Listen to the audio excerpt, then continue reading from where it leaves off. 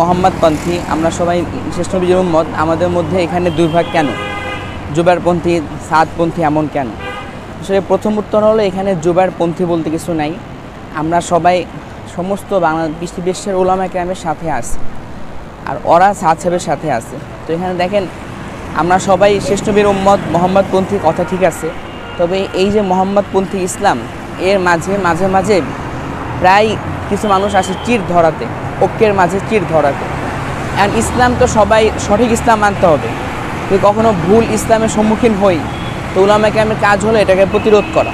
সেই হিসাবে প্রতিরোধ করতে গিয়ে এবার আমাদের সামনে সাদ সাপ পড়ছে, সাদ সাপকে রদ করা লাগতেছে। কাদিয়ানি যেমন রদ করছি, কাদিয়ানিদের যেরকম আমরা কাদিয়ানিদের বিরুদ্ধে কথা বলি, একই সূত্রে এই সাদিয়ানি গাথা তাদের বিরুদ্ধে আমাদের কথা বলা লাগতেছে। আর দুই নম্বর কথা, আপনারা প্রশ্ন করেছিলেন যে এখন আমাদের করণীয় কী।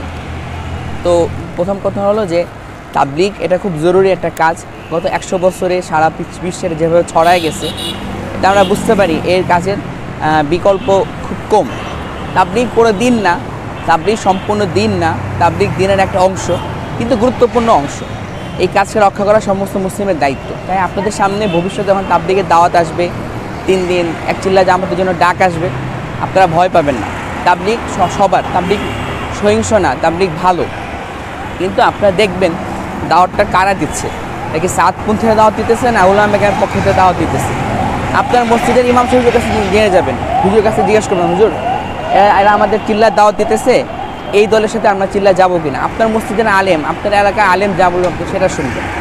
এই জন্য তাবলীগ থেকে দাওয়াত আসলে আগে দেখবেন এরা সাদপন্থী না উলামা কেরামপন্থী। যদি উলামা কেরামপন্থী হয়, তাদের ডাকে সাড়া দিবেন, তাবলীগে কাজ করবেন, আল্লাহ আপনার বরকত দান করবে। আর যদি সাদপন্থী হয়, তাদেরকে পুলিশে ধরায় দেবেন। এরা সন্ত্রাস, এরা আপনার ভালো চায় না, এরা সমাজে উগ্রতা চায়, এরা ইন্ডিয়ান ফ্যাসিবাদী সরকারের দোষর। এখন অন্য অন্য দলের মতনই হবে। যেমন দেখেন রাজারবাগ, ভণ্ড, কাদিয়ানি, ওদের সাথে আমাদের সর্বোচ্চ সমাধান কি? আমরা চেষ্টা করব এই সাদিয়ানি থেকে বাংলাদেশকে নির্মূল করা। বাংলাদেশের জন্য সাদিয়ানিরা থিতু গাড়তে না পারে, ঘাঁটি গাড়তে না পারে, তাদের সারা বিশ্বে আর কোথাও স্থান নাই। এই বাংলাদেশকে তারা ভালোভাবে গেড়ে নেওয়ার জন্য তাদের সৈন্য দৃষ্টি বাংলাদেশের উপর পড়েছে। আমরা চেষ্টা করব সাদিয়ানিদের বাংলাদেশ থেকে দূর করার। যে সম্ভব না হয়, আমরা আমজনতা যারা আছি তারা এদের সাথে থাকবো না, তাদেরকে আমরা অবরোধ বয়কট করার চেষ্টা করব। এটাই আমাদের সর্বশেষ সমাধান। এবং আপনার আমজনতা যারা আছেন তারা সচেতন থাকবেন।